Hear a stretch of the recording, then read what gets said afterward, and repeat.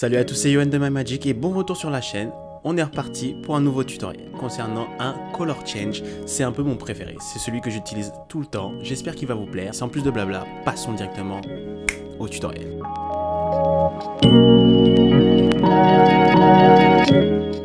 Ok, alors on est parti. Pour ce tutoriel, vous aurez besoin d'un jeu de cartes. Moi j'ai pris mes NOC qui sont assortis à mon t-shirt, c'est très bien. Bon, ouais, à peu près assortis à mon t-shirt. Donc pour ce color change, vous aurez besoin de prendre deux cartes de couleurs différentes. J'arrête pas de le dire pour les color change. On va prendre donc une carte rouge et une carte noire, le 6 de carreau et le 2 de pique, et on va y rester jusqu'à la fin de la vidéo. Vous placez ces deux cartes sur le dessus du paquet.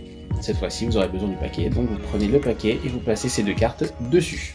Peu importe hein, si c'est le 6 de carreau devant ou le 2 de pique devant, peu importe, le changement, ce sera le même. Donc vous avez la carte qui se trouve au-dessus et l'autre qui se trouve en dessous. Ce que vous avez donc à faire, c'est placer votre main de cette façon-là. Vous allez placer votre main au-dessus de la carte. Ce que vous devez faire ensuite, c'est vous devez pouvoir être en mesure de pousser la première carte, le 6 de carreau.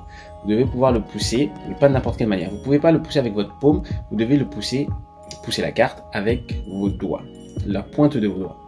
Donc vous poussez avec la pointe de vos doigts la première carte, et vous allez les retrouver dans cette situation.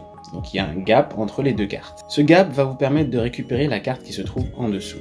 Donc bien évidemment, il est plus intéressant quand le gap est plus important. Donc vous pouvez continuer à pousser. Ouais, mais il ne faut pas que vous vous retrouviez avec un gap trop petit. En tout cas pas pour le début. Même moi là, à ce niveau, si ce gap est à ce niveau là, je ne vais pas réussir à faire mon move. Donc, vous poussez la carte. Et là, avec le gap, donc, comme je vous ai dit avec la pointe, vous poussez.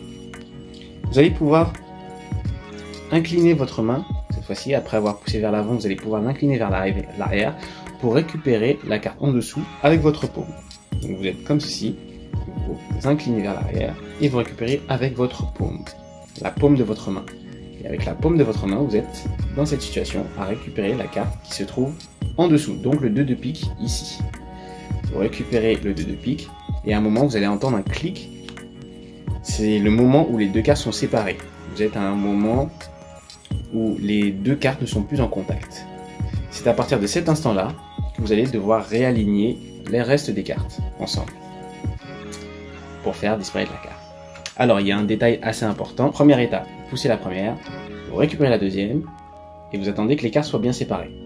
Il est important maintenant que vous trouviez comment vous deviez positionner avec vos mains. Donc, on reprend.